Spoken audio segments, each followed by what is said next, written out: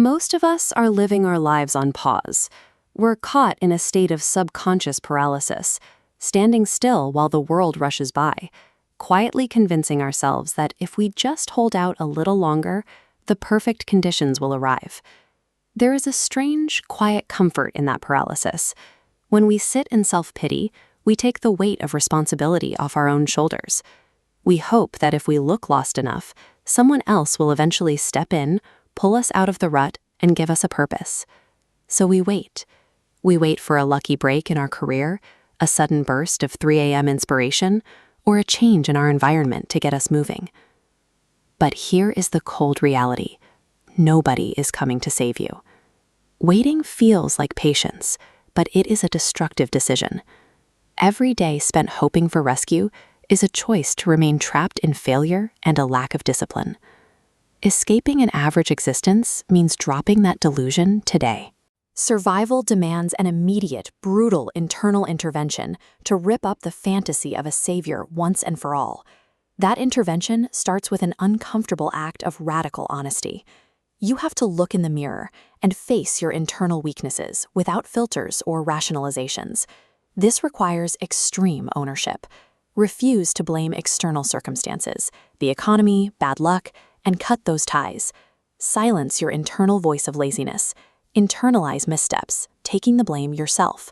Take control and dictate the trajectory pushing forward. Internalizing extreme ownership is the only psychological mechanism powerful enough to transfer the locus of control away from the outside world and back to you. But changing how you think is useless unless you also change where you operate. You have to engineer a shift in your physical environment to force yourself out of your comfort zone. Our modern landscape is flooded with cheap digital distractions. These dopamine loops keep your mind docile, entertained, and complacent. This chart compares time against progress, showing why motivation fails. It is volatile.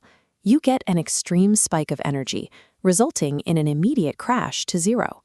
Replace it with discipline, a steady upward climb that bypasses those erratic crashes. This kind of discipline operates like a machine. It forces you to execute on your daily goals, even when you are physically exhausted or feel total apathy. The dividing line between an average person and a high-value individual isn't talent. It is this mechanical reliance on discipline when the fleeting emotion of motivation dies out. Eventually, the initial excitement of changing your life will fade. You will enter the messy middle, a prolonged, exhausting phase of implementation where progress feels invisible and setbacks are constant. The messy middle is the point where you must narrow your focus strictly to what you can control. It is the only way to survive the grind. By managing your reactions to obstacles instead of the obstacles themselves, you prevent a relapse into old habits. You stop seeking external help the moment the process feels heavy. Pushing through this exact friction point is the entire goal. Consistently executing your daily tasks through the messy middle, without a single excuse, kills your internal victim complex.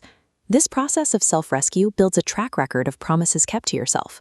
You stop looking for a savior because you've developed the mechanics to rescue yourself.